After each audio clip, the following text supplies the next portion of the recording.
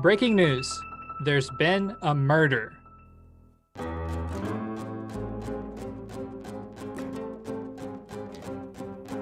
That's right, there's been a murder. Last night, the pseudoscience of phrenology was found dead. And amazingly, 5 fields of psychology were spotted near the scene of the crime. Those fields are clinical psychology, educational psychology, school psychology, cognitive psychology, and quantitative. Which one of these fields is responsible for this crime?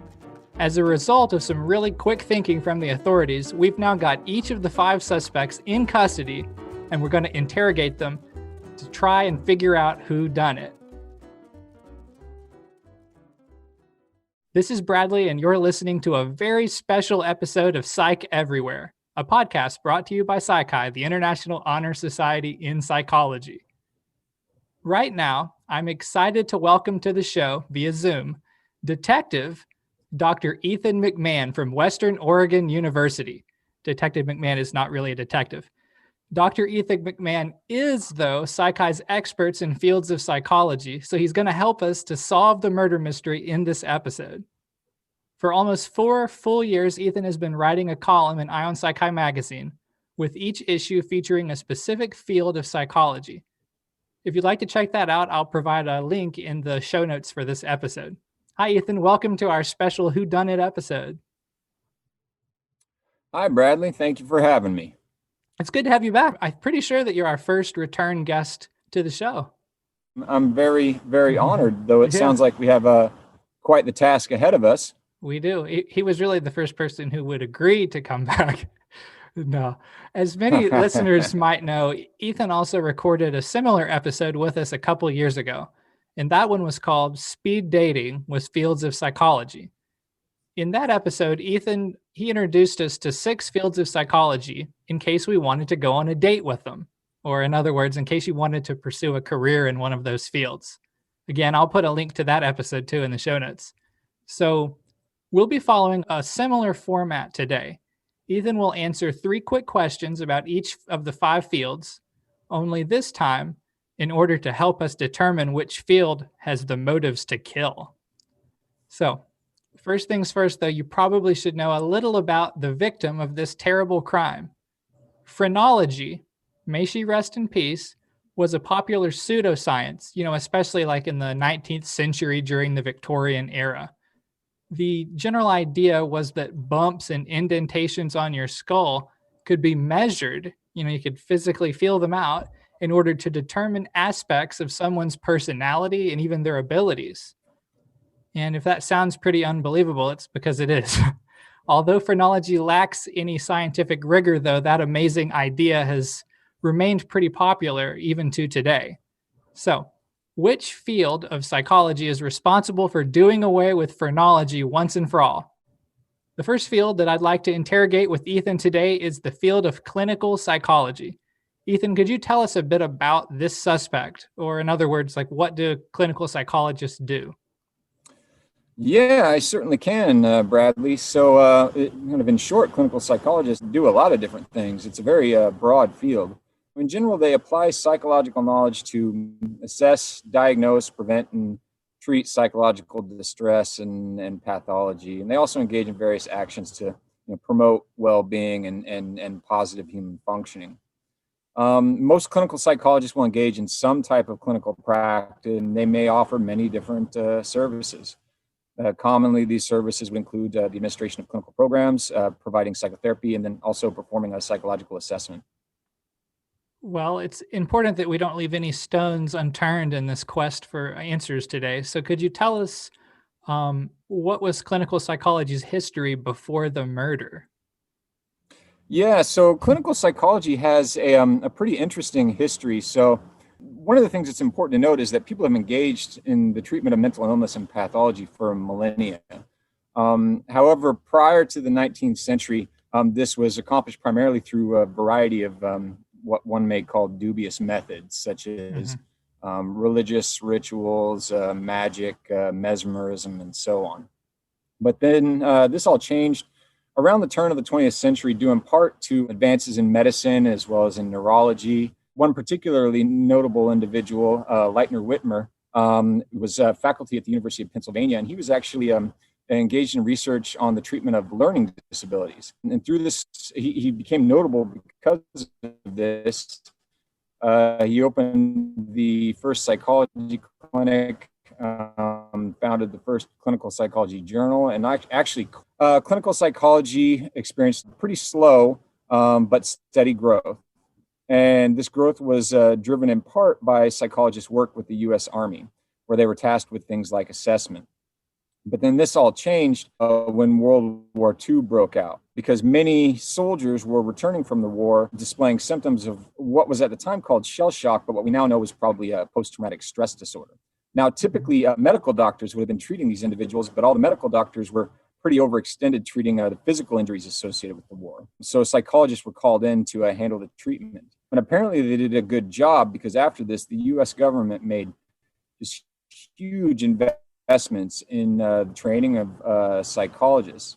As kind of an indication of this, prior to World War II, there were no formal training programs in clinical psychology, but over half of all PhDs in psychology were awarded in clinical psychology. And so major growth within a relatively short period of time. And since then, it's developed into a pretty vibrant profession that it is today. Thanks, Ethan. I think this information tells us a lot.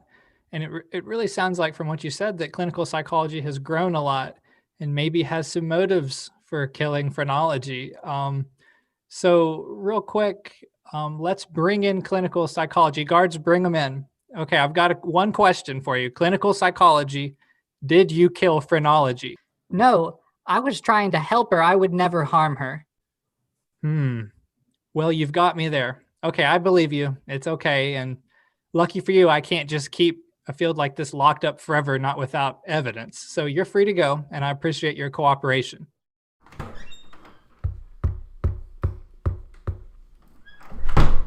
Okay, I lied, Ethan. Now that she's gone, I don't believe that field at all. Honestly, I think she might go right out and, I don't know what, cover up some evidence, or who knows, try to flee the country, commit another murder. I'm just not sure. So what I want to do is I'm going to put an undercover tail on that field, but I don't know where to send him. Where should an undercover tail go to pursue a career in clinical psychology? In the United States, typically individuals need to complete a relevant doctorate, and they need to engage in some internships and some supervised practice, as well as obtain licensure in the state in which they want to work. So most clinical psychologists, kind of as typical, will get general training in psychology at the undergraduate level and then specialize in clinical psychology during graduate school. And usually also during graduate school, they'll start some of those internships, the practicums, supervised practice. And then after they achieve a sufficient number of hours of supervised experience, then they'll take the exam to become licensed. And then beyond that, they also, even after they're licensed and after they're practicing, they often have to engage in continuing education in order to maintain their licensure. So that's just kind of in general what one needs to do to become and to continue to be a clinical psychologist. Okay, well, we'll send the tails straight after him, and I don't think that one's going to get away. Next up, because they're all waiting right now, let's interrogate school psychology. And I hope everybody is listening carefully now that you kind of understand the structure of these interrogations, because there could be clues that might help you solve the mystery. So school psychology, Ethan, could you tell us a bit about school psychology and what people in this field do? Yeah, absolutely. So school psychology is a field that applies the principles of psychology to address the academic and mental health needs of students. One of the important things to note about school psychologists is that they take a broad systems-based approach, in that they recognize that in order to address students' needs, you need to involve parents, educators, and administrators. And then, so school psychologists thus work collaboratively with these parties to ensure children's well-being. On a more concrete level, they engage in a variety of assessment, advocacy, prevention programs, as well as intervention programs to help students when needed. Okay, and what is this field's history? Where was school psychology before the murder? Well, this is interesting, being that we just talked about clinical psychology, because school psychology was actually one of the first examples of applied clinical psychology, emerging probably around 1890 or so. However, from the beginning, school psychology differed from clinical psychology in that it focused not only on mental health, but also on learning problems and behavioral problems. But really, kind of the major historical event that drove the creation of school psychology was the emergence of compulsory education. So prior to laws that required compulsory education, really only a small minority of children attended school. And these folks were a pretty homogenous bunch of mostly upper class children that had been prepared and groomed for the rigors of formal education. But then when compulsory schooling came along, that required that all children attend school. And then, as now, children vary widely in ability, preparedness, maturity, as well as their social skills. Because all of the children were different approaches to education were required. And this was very new, so school psychologists were brought in to assist with the designing of different curricula, programs, and services for students of varying abilities and characteristics. But school psychology remained a relatively small field of individuals who came from a variety of different educational backgrounds and had very different types of expertise. And then around the mid 20th century, an event was held called the Thayer Conference. And this is pretty much considered to be a watershed moment in the history of school psychology, because at this conference, the primary responsibilities of the profession were outlined, recommended education levels for practitioners were stated, and a clear definition of the field was developed. So really, the field of school psychology, as we know it today, was born out of that conference. Okay. Well, guards, bring in school psychology. School psychology, did you kill phrenology? Of course not. Then tell me this, how do you explain the scissors? Huh? What scissors? The murder weapon was a pair of school scissors. No, you've got me all wrong. That sounds a lot more like the kind of weapon that educational psychology would use. We're not the same field. Well, you got me there. Okay, fair enough. Then I'm going to let you go for now.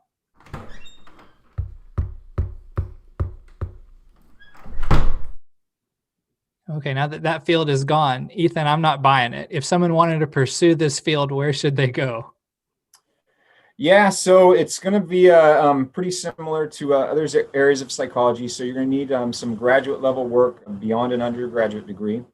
Depending on the position you want, as well as certification requirements of the region in which you want to work, you could get a master's degree. You could also get a specialist degree, such as like an EdS or a SciS, or a doctoral degree. One of the things to note is because this is a practitioner-based field, all graduate programs are going to require not only coursework, but also practica and internships and those types of experiences. But then the degree you get will determine what job you can hold. Prior to this point, a master's degree was considered sufficient to obtain certification in many regions of the United States, but that's changing such that a specialist degree is now considered the minimum degree requirements for employment in most areas. Now, of course, a doctoral degree confers even more opportunity and should be pursued by those who are willing to, dedicate the amount of time to complete that degree. Great. So school psychology mentioned being frequently mistaken with educational psychology, which it just so happens is another of our murder suspects. So let's deal with that one next, and we'll see if this field is as surprised to find out about the murder weapon as the last one was. Ethan, but first, could you tell us, what do people in educational psychology do? Yeah. So I like to say that educational psychologists are school psychologists that don't like children, but that's, of course, just a joke, and it's not entirely accurate. But a lot of people do think of school psychology and educational psychology as being the same thing. In fact, they're very different. As one example, school psychology, as I mentioned, tends to be a practitioner-based field. Educational psychology tends to be a little bit more research-oriented. But educational psychology is very basically just the study of human learning. It's influenced by multiple fields, considered to be at the intersection of fields like developmental psychology, cognitive psychology, social psychology, and the like. But educational psychologists are usually interested in ways to assess humans in learning environments. They're interested in determining how learning works, and also in drawing conclusions about the effectiveness of different types of instruction. What is this field's history? Where was the field before the murder? Yeah, so the trajectory of educational psychology follows a similar path as school psychology. The rise in compulsory education really kind of accelerated the growth of the field. One of the things to note about educational psychology, and I mentioned it just a minute ago, is it's really an application of a lot of different other fields of psychology. So It's influenced by cognitive science, developmental psychology, applied education research. And so really, when you start talking about the major historical figures in educational psychology, you're really pulling on some of the major historical figures in some of those other areas. So John Dewey had a major impact on the field. Jean Piaget, Vygotsky, their work is highly influential in educational psychology. Yuri Bronfenbrenner's work on ecological systems theory, of course, and this is all taking place in, the 20th century. More recently, with the advent of information processing theories, which we'll talk about a little bit more later when we discuss cognitive psychology, those theories have been pretty influential. So really kind of, if you want to follow the history of educational psychology, follow the history of some of these other fields, and that really can kind of provide a good guide for you. Okay, well, let's bring in educational psychology. Educational psychology, did you kill phrenology? No, I was just going on a walk in the park. I am so tired of being confused with the other one. She's the real killer, you know. Did you see anything? No, I swear. Then how do you explain the scissors at the scene of the crime? What? Was that the murder? What? I mean, anybody can get scissors. It doesn't prove anything. Well, you got me there. Okay, fair enough. Then I guess you can go too.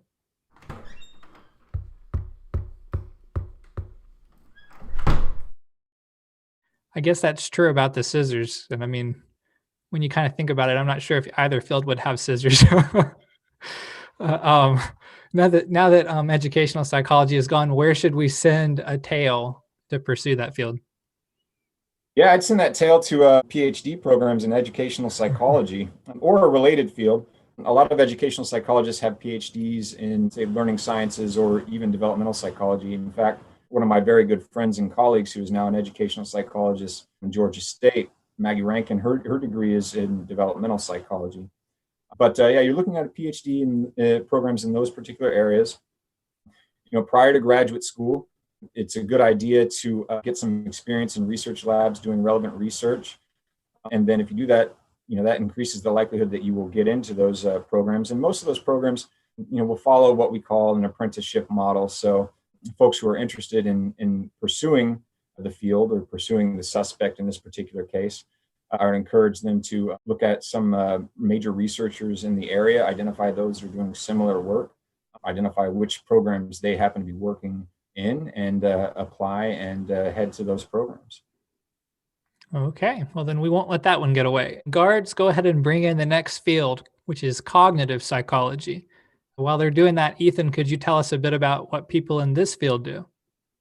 They try and figure out what's in that black box called the mind. To get a little bit more specific, they study mental processes, pretty much full stop. Now, mental processes include a lot of different things and pretty much any action in the mind, any action of the mind, that is. So they may study attention, they may study language, they may study memory, they may study decision-making, problem solving, just thinking more broadly. Yeah, that's just generally what cognitive psychologists do. Okay, and what is this field's history before the murder? Yeah, so like lots of other areas of psychology, the topics addressed by cognitive psychology have been addressed in a variety of forms or fashions for centuries. A lot of some of the major philosophers like Plato, Descartes, Locke all discussed issues that are in some way relevant to cognitive psychology. So, this field has a pretty long history. Really, it hasn't been studied in, a scientific manner until relatively recently. Part of that is due to the fact that when psychology really first emerged as a field, a lot of the stuff that is addressed by cognitive psychology wasn't addressed at the time. The dominant theoretical perspectives didn't want to touch that sort of thing. As an example, in the United States, during the early 20th century, the dominant theoretical perspective in psychology was behaviorism, which was an approach that focused only on the study of observable behavior. Behaviorists didn't want to study mental processes directly, and moreover argued that the study of mental processes was a waste of time. You might be asking why that is. It's because the behaviorists, some might say, had a chip on their shoulder, but they really wanted psychology to be real science. And they argued that real science relies on objective measurement of observable phenomena. And according to them, mental processes are not directly observable. They can't be measured objectively, and thus scientific psychology should not concern itself with such matters. And given the influence of behaviorism at the time, the study of mental processes then languished in the United States. But then during the middle of the 20th century, certain events happened that reinforced the importance and feasibility of examining mental processes from a scientific perspective. So, for example, developments in computer science, Alan Newell and Herbert Simon's work on artificial intelligence, George Miller, his work on short-term memory capacity, all of those things really kind of made it evident that we may be able to study these things. And in particular, my favorite one was some work done by Noam Chomsky in response to research by B.F. Skinner. Now, note that B.F. Skinner was arguably the most well-known psychologist in the 20th century, and certainly the most influential behaviorist of the 20th century.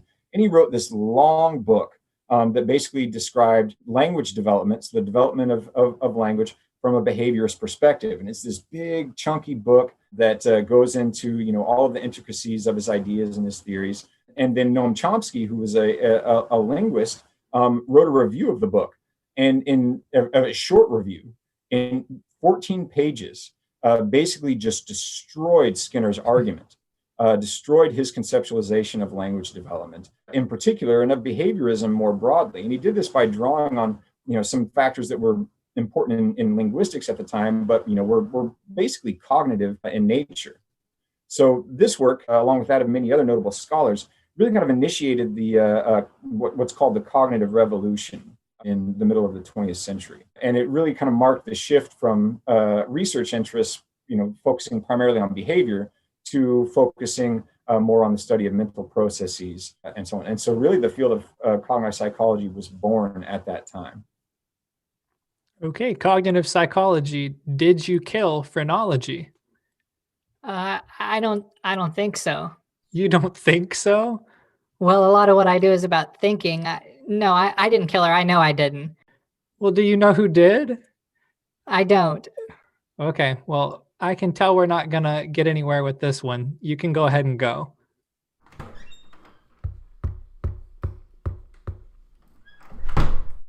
All right, Ethan, where should I send the undercover tale for this one?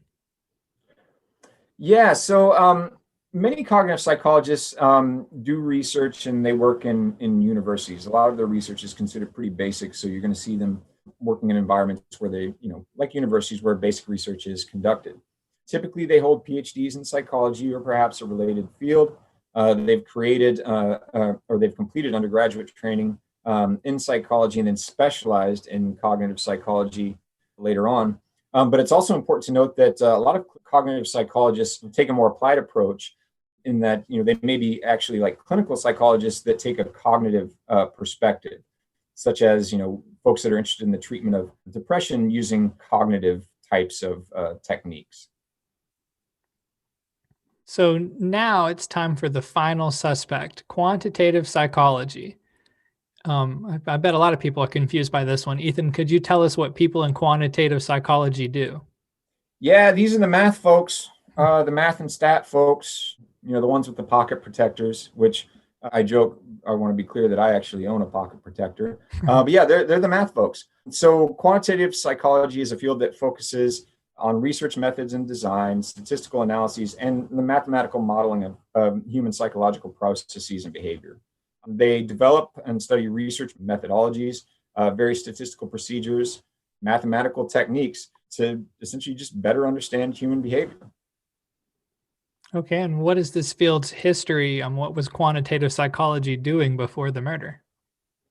Yeah, it started out in a lot of different areas. So if you look at psychology specifically, the field has its roots in part in early experimental psychology. So if you actually went to like your intro to psych textbook and you opened up the history of psych chapter, usually like the first chapter or so, and then you looked up all of kind of like the famous first people that the chapter talks about, like people like Ernst Weber, Helmholtz, Fechner. All of those guys were really some of the people in psychology that initiated the development of the field of quantitative psychology. And the reason for this is that they were doing, new research, studying the, various things that they were interested in, but they had to develop new mathematical techniques to analyze the data that they were generating in this research. And so a lot of kind of like the early development in the field happened, basically in that area. Perhaps more influential would be developments in psychometrics, which is a more specific but related field that's focused on the measurement of psychological processes. So particularly in the late 19th century and also in the early 20th century, many researchers became kind of preoccupied with measuring individual differences in psychological characteristics, such as personality traits, intelligence, and so on, and how variation in these traits might be related to other factors, such as physical characteristics and life outcomes. And in the process of studying these things, several major approaches to measurement and analysis were developed. Finally, developments in other fields, such as statistics, quantitative analysis, as those things happened, the types of things that they did were then adopted by psychologists and used to study behavior, despite the fact, at least initially, that many of these procedures and tests were developed for very different purposes. For example, the ubiquitous t-test, the t-test that we use to analyze data in lots of different studies, was actually developed first to assess the quality of barley for beer making. But then, of course, we applied it to, well, pretty much everything now. All of these kind of disparate efforts to better measure and analyze things eventually kind of coalesced into the field of quantitative psychology. Okay, and last but not least, where should my undercover tail go to pursue a career in quantitative psychology? Well, they work in a lot of different places. So colleges, universities, as you might expect. They also work for private organizations, government, businesses, research firms, among other settings. Most professionals in this area will hold a master's degree or a PhD, but people can start their training as an undergraduate student. There are not many undergraduate majors dedicated specifically to quantitative psychology, but completing courses in psychology, mathematics, and other quantitatively oriented disciplines, such as like economics or computer science, provides pretty good preparation at this level. And additionally, many schools offer minors that are going to be relevant to quantitative psychology in some way. But at the graduate level, students should specialize in quantitative methods and seek admittance to graduate programs that focus on quantitative methods. Now, an important thing to note, and this is kind of indicated in part by the field's history, is that it's interdisciplinary and varied field. So graduate programs can be in different departments. Some of them may be in psychology departments, but others might be in education. Others may be in statistics departments and so on, mathematics departments. But really kind of the best way to kind of gain admittance to these programs and to find your quantitative psychologist is really to kind of determine what area of quantitative analysis you're interested in, and then seek graduate programs that fit your interests, whether they be in psychology or another field. Okay, quantitative psychology, did you kill phrenology? No, but phrenology had it coming a long time now. We all told her she was just spreading nonsense, but then she just kept showing up in the media again and again, year after year. Well, did you see anything, hear anything? No, but I'm glad somebody finally did it. I would have given the killer the scissors myself. How did you know? How did I know what? How did you know about the scissors? What? What scissors? Nobody knows that scissors were used in the murder. Does not compute. I mean, I don't know. Let me guess. Your whole existence is based on mathematical formulas. A pseudoscience like phrenology must have really driven you wild, always getting all the attention while people think a field like yours is just confusing and boring. Fine, okay, I had to do it. Quantitative psychology, you're going away for a long time. I guess from now on, we'll just have to rely on qualitative. No! Okay. Well, let's be very fair here. Qualitative research, there you go. quantitative psychology has much to offer. Let's give it the credit that it's due. These days, there's more of a push for qualitative, and we're seeing that more in our journal. Oh, yeah. If anyone listening is unfamiliar with qualitative research, you should know that it's this important alternative to quantitative. I guess a very basic explanation is that quantitative deals in quantities of numbers, rating things on scales, whereas qualitative is more descriptive and non-numerical. Qualitative involves things that can be seen but not easily measured with numbers, such as language in an in-depth interview. Who knows, maybe we'll do a future episode and we can learn some more about qualitative research. So Ethan, thanks for providing us all this information all through to help us catch the color, and thanks for being a sport and playing along with me for this episode. I'm hoping you'll do another episode like this one of these days. I'm kind of wanting to do like Lost on an Island with Fields of Psychology or something off the wall. We'll come up with something. That'd be good. Another That'd year be or good. two. Come back. You and know do me. it. I'm always happy to do these whenever I get the opportunity. I hope so. I think they turned out pretty good, and it's nice to have something educational and a little silly too. Kind of be able to enjoy it. So in the meantime, before we do that next one, if you'd like to hear more from Ethan, he also has a brand new column in the Psychi magazine. Because one column for Ethan, it wasn't enough. So he offered to do another, and we were excited to have it. So this series is going to discuss areas of research and methods. And the first article is already out. It's called Strange and Surprising Origins of the T Statistic. I'll put a link to that one in the show notes as well. Ethan, what other kind of topics can we expect next from that series? Yeah, absolutely. So, just in general, the idea behind the column is that we talk about research methods and statistics, but we try and talk about it in an entertaining way, because I think that a lot of students are anxious about studying those topics, math, statistics, and so on, but it's actually really interesting stuff, and it's really important stuff. And so, as you mentioned, we talked a little bit about the t-test in the last column. We're going to talk about here in the near future correlation versus causation and other similar provocative topics. But I look forward to writing those, and I look forward to folks reading them and hopefully enjoying them. We do look forward to reading them.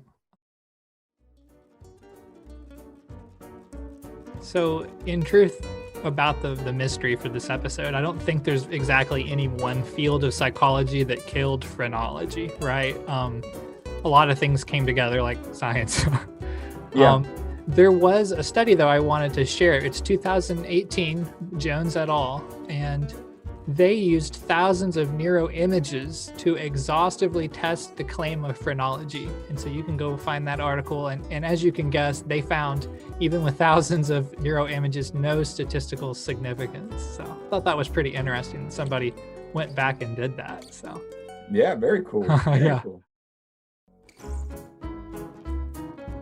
Listeners, thanks so much for taking the time with us today and making sure that justice is served.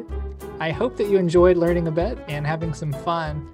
So we obviously spent a little extra time, right, preparing this episode. If you'd like to hear more of this sort of episode, I'm going to beg you, because I'm not above that, take a moment, leave a review for the show on Apple Podcast. And unless you're a qualitative psychologist. Yeah, we don't. We're sorry. I apologize. I thought it was funny. Okay. In your review, you can also let us know what kind of psychology-related topics that you'd like to hear about for future episodes.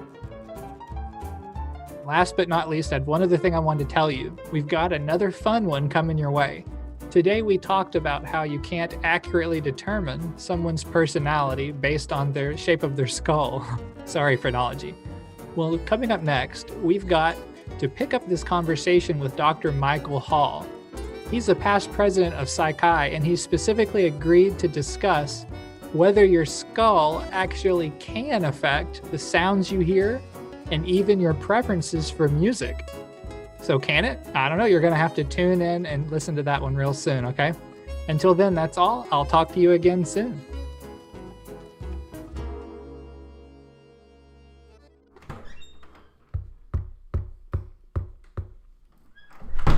Copyright 2021, Psychi, the International Honor Society in Psychology. All rights reserved.